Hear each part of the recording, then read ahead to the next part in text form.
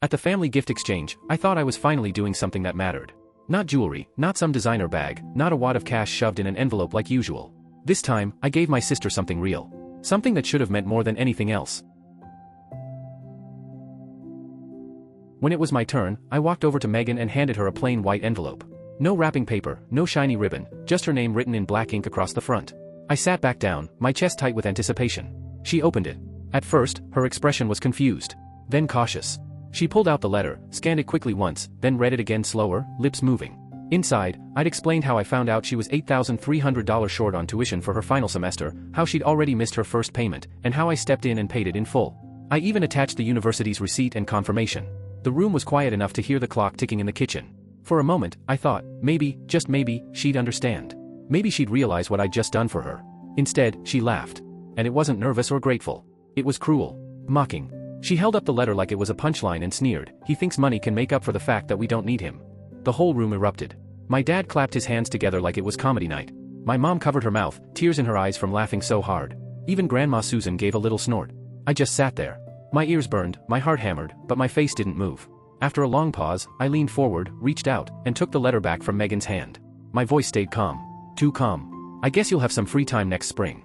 The laughter died instantly. My sister's smile froze mid-grin. My dad's face twisted like he'd been sucker punched. My mom whispered something too low for me to catch. Megan just stared at me like the room had tilted sideways. 15 minutes later, I walked down the hall toward the front door and found her crumpled on the floor, crying. My mom was crouched next to her, rubbing her shoulder. My dad paced back and forth, his jaw tight.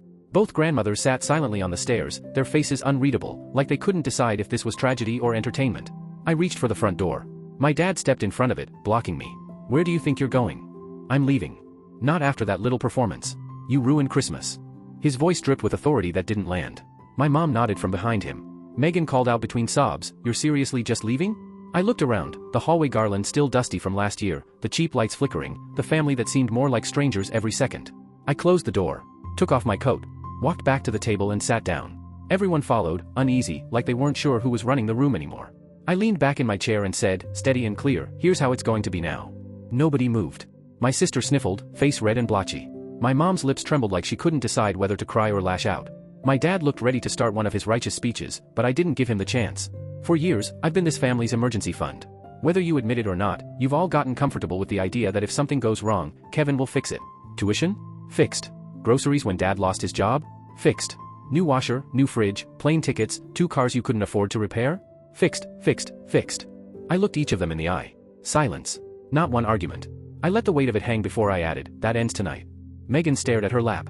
My mom shook her head slowly. My dad clenched his jaw so hard I thought his teeth might crack. "Oh, and while we're being honest," I continued, "you still owe me $3,000.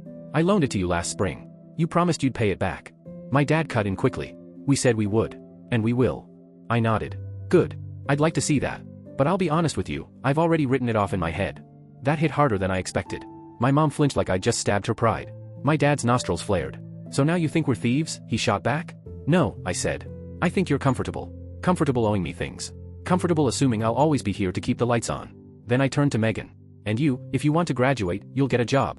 Or maybe mom and dad will step up for once, like parents usually do." She looked at them, desperate. Neither said a word. Finally, my mom whispered, "This isn't how family works, Kevin.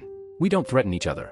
I laughed, bitter and low. "That's funny, because 5 minutes ago you all laughed at me in front of your mothers. Called me selfish. Didn't see a whole lot of family loyalty then." And that's when Grandma Joyce finally spoke.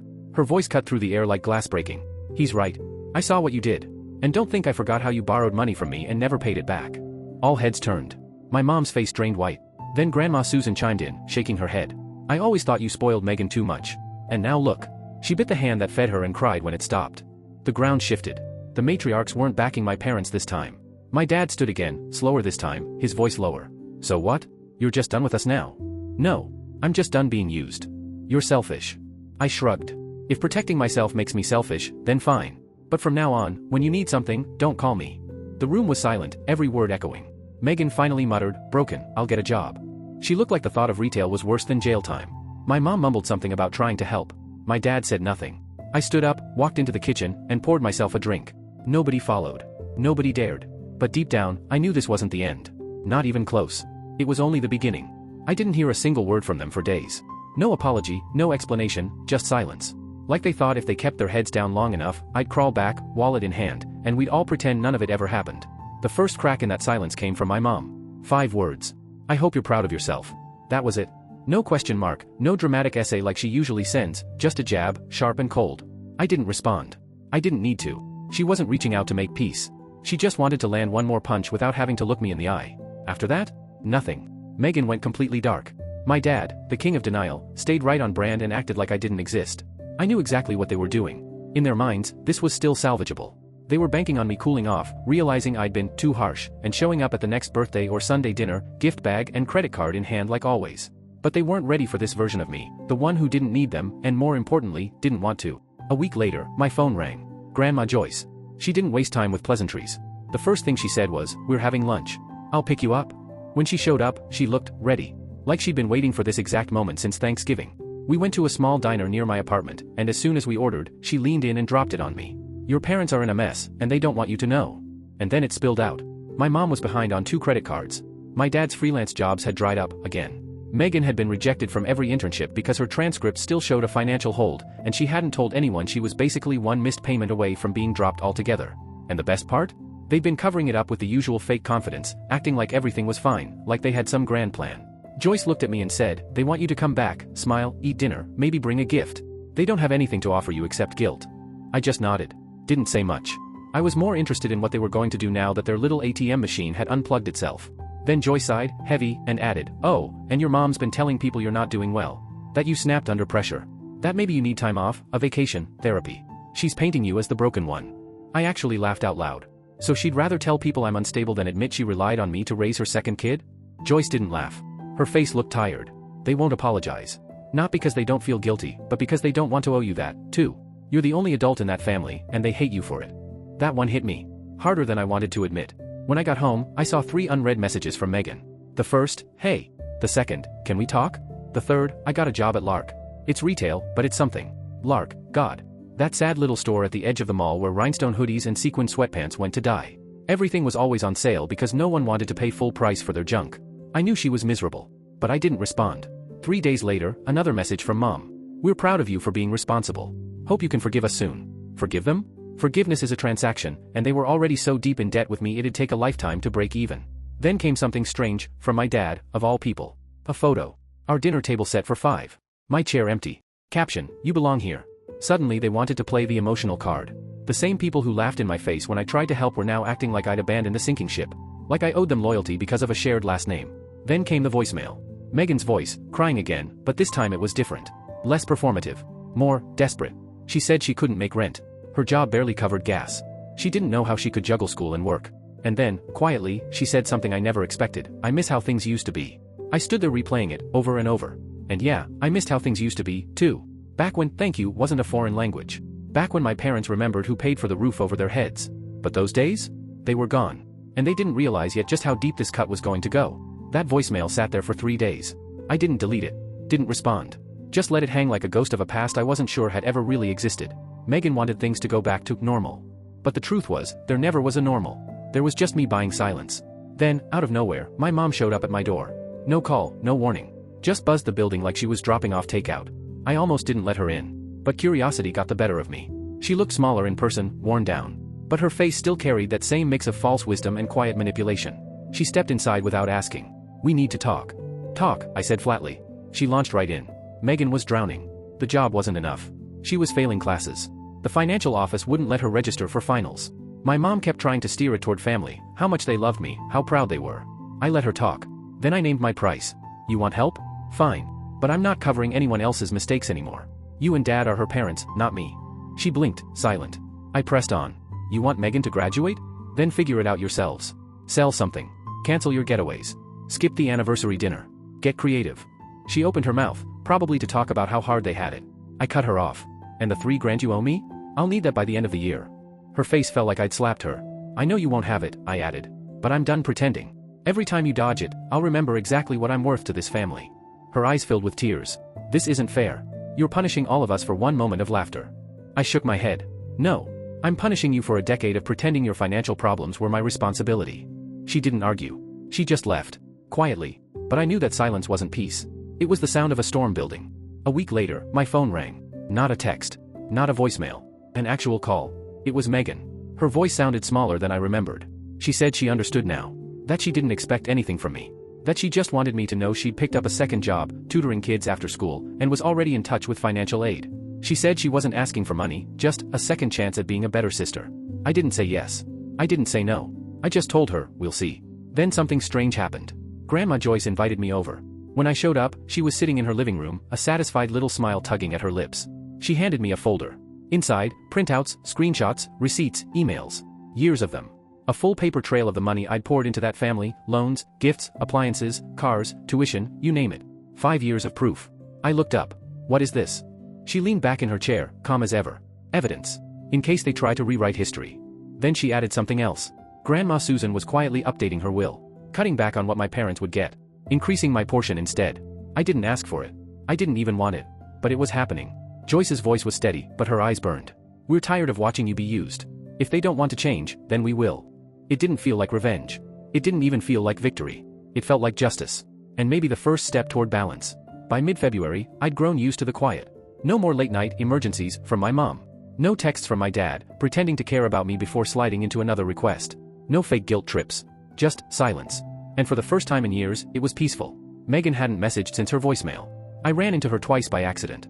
Once at Lark, behind the counter, folding hoodies that looked like they'd been sitting there since the early 2000s. She didn't see me. Or maybe she did and just kept her head down. The second time was in a parking lot outside a tutoring center. She was carrying a plastic container of art supplies, her shoulders sagging, her hair loose. She looked exhausted, not performative exhaustion, not dramatics. Just bone-deep tired. And you know what? That part one respected.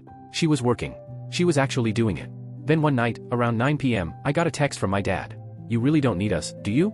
No punctuation. No context. I stared at it. Didn't answer. Because it wasn't a question. It was an admission. He finally realized I'd outgrown their version of family. Their control didn't work anymore. I'd stepped out of the system where I bankroll the chaos and they call it love. Meanwhile, things were shifting in the background. Susan called to confirm my address, said she needed it for paperwork. I knew what that meant. She was serious about the will. I didn't press. Joyce had gotten colder with my mom too. She'd apparently confronted her about the little rumor she'd been spreading, that I was unstable, that I'd snapped. Joyce told her flat out, if you don't stop, I'll correct the story myself. Every family gathering. Every time. I almost wished I could have seen my mom's face in that moment. Then another call came from Joyce. Susan's hosting dinner. Small family only. You should come, she said. Who'll be there? Everyone.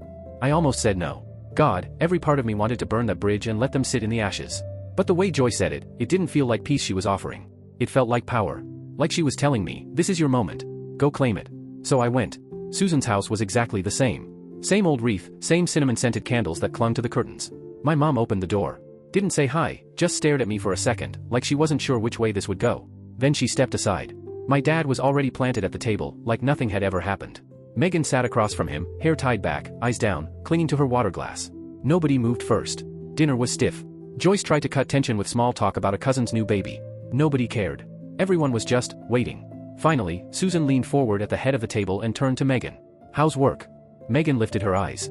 Tiring. Quieter now. But I'm doing it. I'm paying little by little. She glanced at me, just once. Not begging. Just acknowledging. A few minutes later, my mom cleared her throat. Said they'd been thinking about what happened. That maybe they laughed because they didn't know how else to react. She used words like reflecting, appreciating, moving forward. She didn't say sorry. My dad added, we know we owe you. We're figuring it out. He didn't mention the $3,000 outright, but I knew. We both knew. I stayed silent. There wasn't anything left to say. Then Susan leaned her elbows on the table, voice sharper than I'd ever heard it. This is your moment to start over. And if you screw it up, don't expect either of us, she gestured at herself, then at Joyce, to protect you. My parents nodded, small, like kids being scolded. After dinner, as I was putting on my coat, Megan walked over and slipped me an envelope. I raised an eyebrow. What is it? It's not money, she said quietly. Inside was a card. Not Hallmark, just plain cardstock, handwriting scrawled across it. I know I messed it up. I said things I can't take back. You gave me more than I deserved and I threw it in your face. I'm not asking for help. I just want to earn the right to be your sister again. I'm sorry. No signature. Just her. I didn't say a word. I walked out, envelope in hand. We weren't healed. Not even close. But the balance had shifted. I wasn't their safety net anymore. I was something else. Their reminder. Spring came early that year, like even the weather was tired of dragging winter along. The air smelled like wet pavement and thawed dirt, like everything was waking up. People around me acted like life was back to normal, like the year hadn't started with my family tearing itself apart in the middle of a living room. But I remembered. I remembered every laugh, every smirk, every time they treated me like a wallet instead of a son or a brother. And more importantly, I remembered exactly who they became the moment I stopped carrying the weight for them. Megan scraped her way through the semester. She never told me about it herself. Grandma Joyce kept me updated. She passed all her classes, started interning somewhere unpaid, part-time, 90 minutes away by bus. I didn't reach out. Not then. But I saw her once. It was outside a bus stop near my apartment. She was standing there in scuffed flats, half asleep, clutching a Tupperware container like it was her most valuable possession. And for the first time, she looked like someone who finally knew what it meant to fight for something instead of waiting for someone else to hand it over. I didn't wave. I didn't say a word. I just watched her go. Here's the thing about people who've coasted their whole lives: when the floor drops out, they either crumble or they evolve. Megan didn't crumble. She suffered, yeah, but she didn't break. And honestly, that meant more to me than any apology ever could. My parents, though? Different story. Nothing changed. The $3,000 they owed me just became this ghost that hovered between us, never spoken aloud. Not even empty promises anymore. Just silence. Like if they avoided the word long enough, the debt would vanish into thin air. I could have brought it up. I could have pressed. But I didn't. I wanted to see how long they'd pretend. Instead, my dad started sending me random links to articles he thought I'd find interesting. My mom tried the nostalgia angle, family recipes, old photos, comments like, "Those were good times, weren't they?" On the surface, it all looked harmless. But I knew what it was. Their new currency. Little breadcrumbs meant to rebuild something without ever paying for the damage they'd caused. That card Megan gave me, the one with her apology, I still have it. Tucked in a drawer with my passport and car title. I don't reread it often, but I haven't thrown it out either. Because it wasn't about evening the score. It was her way of saying she finally saw the wreckage she'd helped cause. And that mattered. Meanwhile, Susan followed through. She changed her will. Joyce told me later that my mom found out and did not take it well. She apparently cornered Susan during a family dinner, guilt-tripping her, asking why she'd cut down her own daughter's share. And Susan? She looked her dead in the eye and said, "Because Kevin was there when you weren't." That night, my mom called me.